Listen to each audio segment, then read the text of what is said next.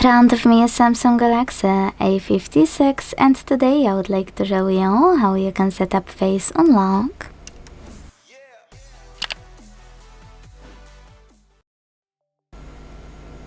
Begin by launching Settings and scrolling to click on Security and Privacy. Then scroll to click on Screen Lock and Biometrics, and after entering your screen lock, click on Face Recognition.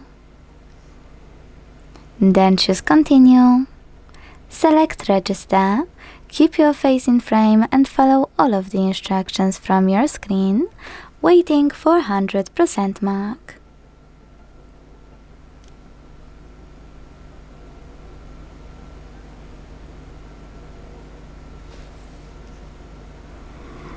Then manage all of those options however you want to, making sure this switcher next to Face Unlock is on, because without it you won't be able to unlock your smartphone using face recognition. And when you finished, go back. Now when I switch off my screen, turn it back on and look at it. I can see that Face Unlock is working properly. Thanks so much for watching. If you enjoyed this video, leave a like, comment and subscribe. Bye!